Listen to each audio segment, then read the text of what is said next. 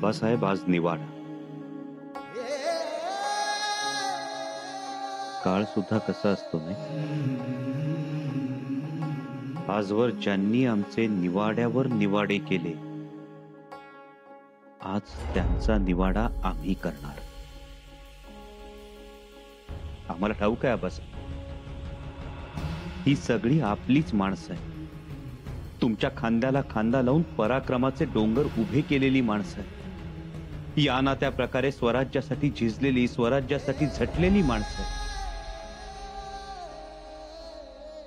खूप वाईट वागली हो, खूप चुकीची वागली.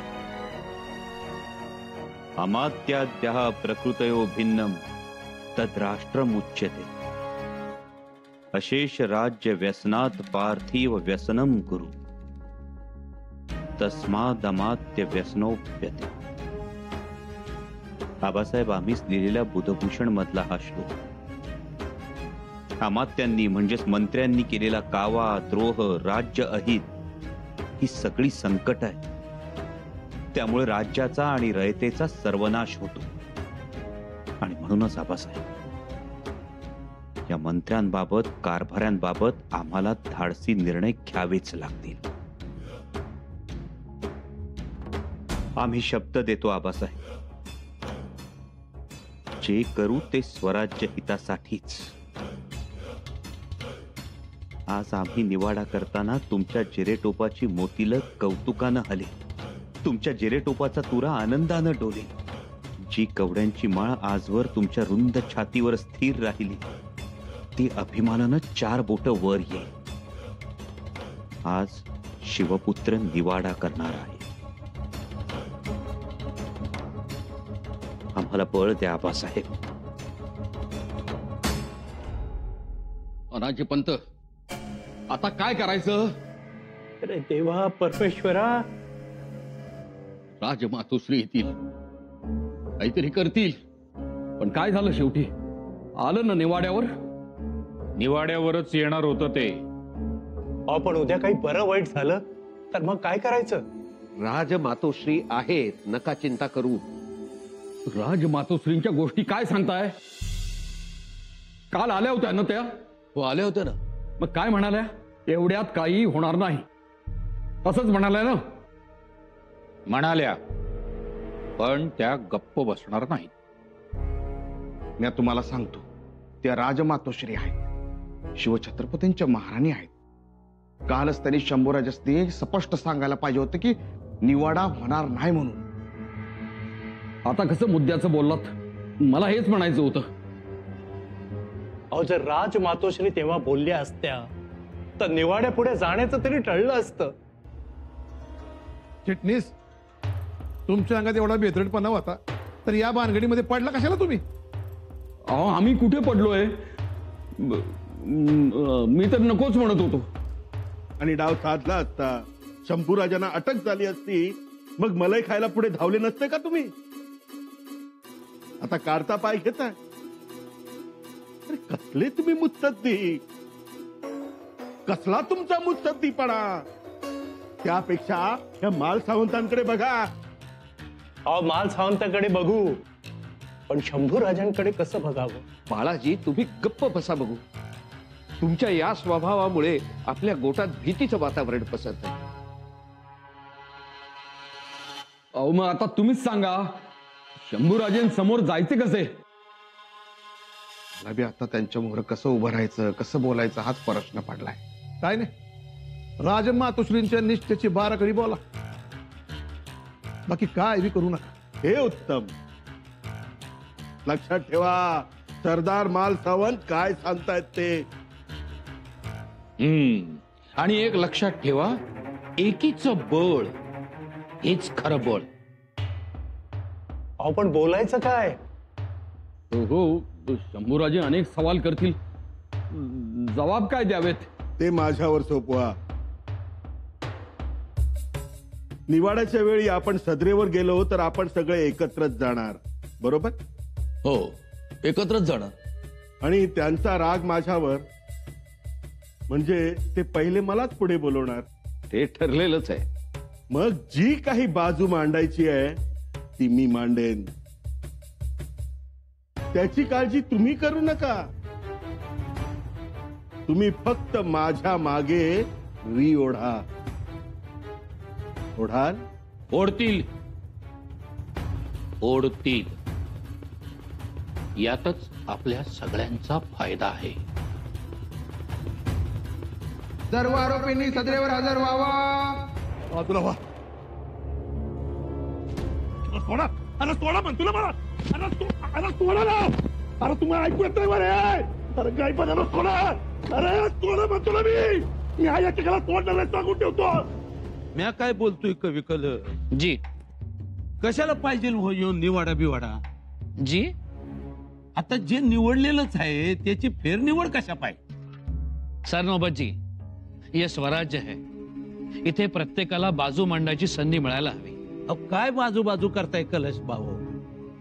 पुण्याचं रांजण सांडून त्यांनी त्यांच्याच बापाचं गड भरले ती. बिलकुल. आणि मग आता युवराजांनी यायचं, निवाड्याच्या भानगडीत न पडता सरळ शिक्षा टोटवायची. सरळ शिक्षा? हा मग. लेकिन सरनोबतजी, चौकशी केली तर समजेल ना या कटात कोण कोण सामील होतं ते. तेव्हा जरा सबुरीने घ्या. अहो आता सबुरी रायगडाच्या पायथ्याशी, गडावर नाही. या तर तडफडतोय शिक्षा ऐकायला. यो स्वामाजी दत्तो आहे का नाही, त्याच्यामध्ये यो समजा चावटपणा भरलेला आहे. यो आला आणि अनाजी पंत लय शेपार म्हणून त्याला पहिली शिक्षा म्हणजे असा समोर उभा करायचा आणि टकमक टोकावरून द्यायचा ढकलून कडेलोट. आणि ते तपकीर वाढणार कोणते? जनार्दन पंत. युवराजन समोर वाढावीच त्यांनी तपकीर. 100 चापकांचं फटक रोज. आणि ते हिरोजी काय माणूस आहे का काय? समजा आप घालिवला खजिनाच घेऊन पळालं ते. मग म्या म्हणतो काय कळलं यासने महाराज. हा यांच्या तर पायात पोलादाची नालच टोकली पाहिजे आरपार. आता राहिला त्यो मोरोपत भला माणूस, पण मेनाचं घर सोडून शेणाच्या घराचा सोस धरला. आता पासा म्हणावं काळ कोठडीत काय. और अनाजी पंत? अनाजी पंत त्यो तर टोळीचा प्रमुख.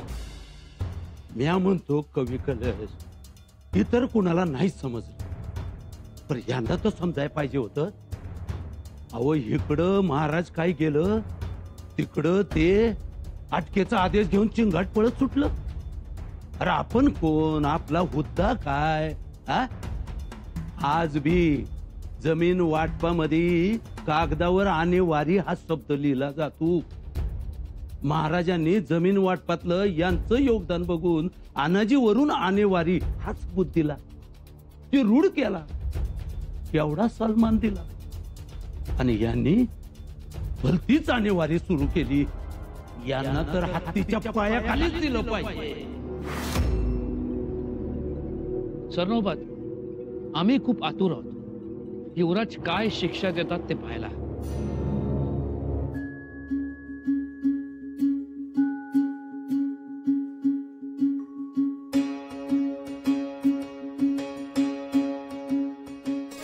मराठी मुलखाला, तमाम रयतेला उत्सुकता आहे.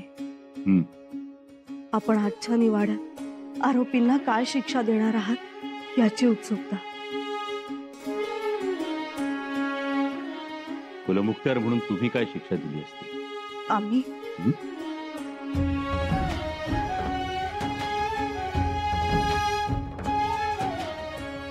त्याचा विचारच नाही केला. मग आज आबासाहेब असते तर त्यांनी काय शिक्षा दिली असती? आम्हाला माहित नाही. आबासाहेब स्वराज्य हितासाठी, मावळ्यांच्या जीवितासाठी किती सजग, किती कठोर होते माहितीये ना तुम्हाला? जी. युवराजनी एकदा एका गुप्तहेरानं आबासाहेबांना शत्रूची खबर दिली. त्याप्रमाणे आबासाहेबांच्या फौजेची हालचाल सुद्धा झाली. पण नंतर समजलं खबर पूर्णतः सावधानतेनं न घेतलेली चुकीची होती. काय केलं असेल आबासाहेबांनी त्या गुप्तहेराचं?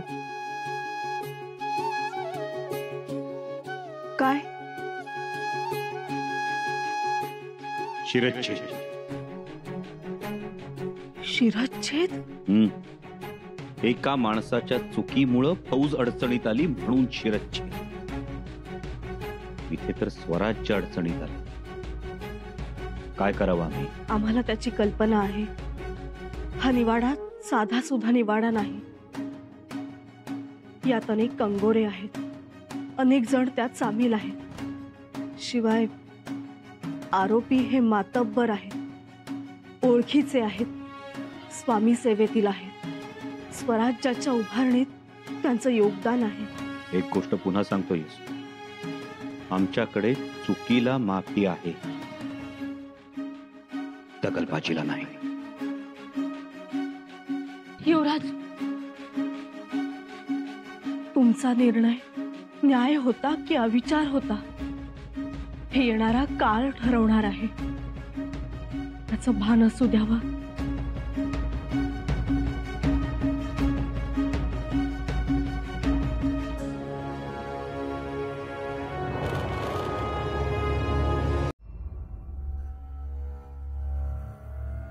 इथे थांबण्याचे आदेश आहे. थांबा. पण आपल्याला तर सदरेवर बोलावलं होतं ना. हो, आपण पोट सजरेवर का थांबलोय? तेव्हा इथे कसा निवाडा होणार? गडबड करू नका. गडबड करू नका म्हणजे काय? हा, काय खेळ चाललाय का? इकडून तिकडं, तिकडून इकडं. कैदखाना काय, कोठडी काय? आज लावू सोक्ष मोक्ष सगळा. आता बघा माझी मुत्सद्देगिरी. फक्त समोर जाऊ द्या मला शंभू राजांच्या. सरदार मालसावंत, सदरेवर हजर व्हा. आणि आम्ही सुरनीस, आपण एकत्र जायचं ठरलं होतं ना? तुम्ही सगळे इथेच थांबा. सरदार मालसावंत, चला.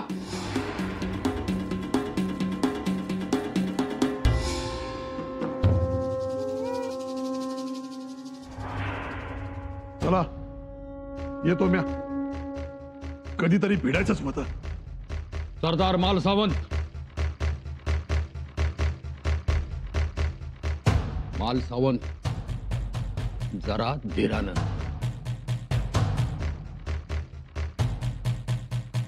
माझ्याकडे धीर नाही, धार आहे. तुम्ही बघाच, इथं बसून तुम्हाला कळेल. सुरनीस, तुम्हाला तिथं ठाव आहे. पुण्यवंत शिवछत्रपतींनी आमच्याकडे तलवार मागितली, आम्ही ती आनंदाने दिली. त्यांना ती लाभली. भावानी तलवार म्हणून कीर्ती बी झाली. बरोबर का नाही? हो, बरोबर. आमची निष्ठा, आमची सेवा बघून राजांनी आम्हाला पाचाडला सुभेदारी दिली, रायगडची राखणदारी दिली. आम्ही जिथं उभं असतो त्याला स्वराज्य सावंताची चौकी म्हणून ओळखतात. ही निष्ठा आहे, ध्यानात ठेवा. आम्ही फक्त राजगादीचा आदेश मानतो, राजपुत्राचा नाही. हे सांगणारा तिथे छाती ठोकपणे सांगणार. पंत, येतो मी. येताना समध्या गोष्टी मिटून येतो. अरे सोडा. अरे अरे सोडा म्हणलं ना मी. अरे सोडा. अरे सोडा म्हणतो ना. अरे सोडा. अरे सोडा म्हणतो ना. हात लावायचं काम नाही. ऐका इकडं. अरे ओढतो कशा पायी? सांगितलं ना. कोपऱ्यापासून ढोपऱ्यापासून सोलून काढल्यावर फुकणीच्या राज. मालसावंत, जरा सबुरीनं घ्या. ही सदर आहे. तुमच्या त्या सबूरच्या चिन्हीनं आमसनी बांधू नका. मी जसा हाय तसा तुमच्या मोर उभा आहे. हे ठाव आहे मला, बरं हळू आवाजात बोलायचं. आज तुमचा निवाडा आहे. निवाडा आमचा? तो कशा पायी? आम्ही चोर आहे का लुटारू? मी स्वराज्य द्रोहाचं शेण खाल्लया. आम्ही शेण जरी खाल्लं ना, सोन्याच्या ताटात खाणारा माणूस आहे मी. खापरात खाऊन तुमच्या मोहरा येणार नाही. मालसावंत, आवाज वाढवायचा नाही. आवाज तुम्ही वाढू नका. मालसावंत तुम्हाला चोरबीर वाटला का काय? मालसावंत, अहो, तुम्ही तुमच्या बहिणी साहेबांना मदत नाही केली, पण मी या पठ्ठ्यानं केले. त्यांच्या मागे खंबीरपणानं उभं राहिलो. तुम्ही माझ्या बहिणीला मदत केली कारण तुम्हाला वतनाची लालसा होती. काय चुकलं आमचं सांगा ना. स्वराज्यात वतनाला वाव नाही आणि लालसेला भाव नाही. माहित नाही वय तुम्हाला. आंबेराव, आमचं टोस्ट म्हणजे आग्या मावाची माशी आहे. एकदा उठली का सुटली, एकेकाला फोडून काढणं. तेव्हा आमच्या नादी लागू नका. मुकट्यानं आमच्या काढण्या काढा आणि आम्हाला पाचाडला जाऊ द्या. त्याचाच निवाडा आहे. काय झालं सरनोबत? मुद्रा युवराज,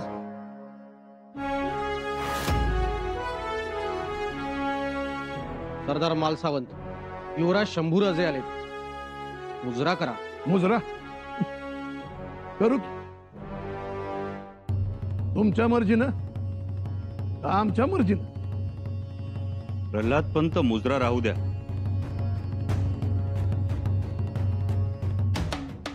प्रल्हाद पंत यांच्यावरचे आरोप वाचून दाखवा. कसले आरोप? आणि आरोप ठेवणारे तुम्ही कोण?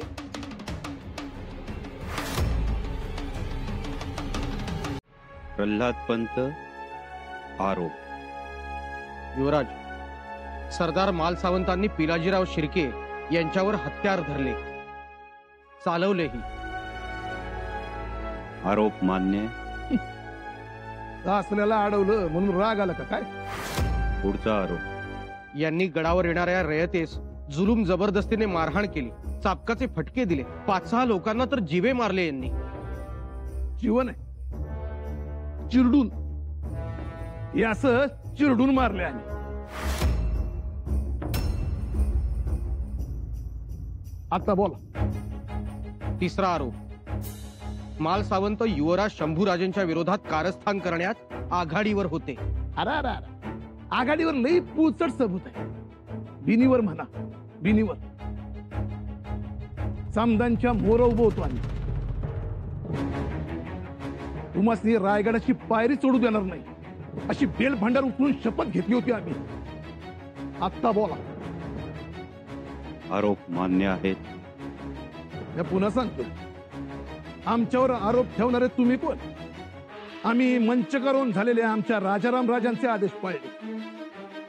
गुन्हे कबूल आहेत. गुन्हे कबूल केले, गुन्हे केले. काय करा? मालसावंत, गुन्ह्याची माफी मागा. सोडून देऊ तुम्हास. तुमच्या समोर नाक रगडून नक्क व्हायचं नाही आमस्ती. मालसावंत, माफी मागणार नाही. तुम्ही ज्याला आरोप म्हणताय ना, त्याचं कौतुक माझ्या मनगटात आहे. राजाराम राजांनी मानाने घातले आणि तुम्ही मला माफीचा ब्याग घालताय. पुन्हा एकदा सांगतो, या माफी मागणार नाही. जो उर्मट आहे, जो मगरूर आहे, त्याची लेकी बाईवर वाईट नजर आहे, जो आमच्या सारख्यांना उलट बोलतो, ज्याचा आपल्या बापाबरोबर जमत नाही, भांडण होतं, ज्याच्यापासून स्वराज्याला धोका आहे, त्याच्या पुढे हा मालसावंत कधी बी चुकणार नाही. मालसावंत जीवावरा. नाही आवरणार, नाही आवरणार. काय करा? याचा अर्थ एकच, तुम्ही मनगटाला मगरुरी बांधलीय. मालसावंत खर तर आऊसाहेबांच्या पवित्र समाधीचं रक्षण करण्याचा मान तुमचा. पण एवढ्या वर्षात आऊसाहेबांकडून ना आपुलकी शिकलात ना चांगुलपणा. त्या पवित्र समाधीच्या जवळ राहून सुद्धा कारस्थानाची थडकी उकरलीत तुम्ही. पदसिद्ध युवराजाची सावली गडावर पडू न देण्याची भाषा केली. आमच्या माणसांवर हत्यार चालवलं, रयतेला मारलं, स्वराज्याचं अहित केलं.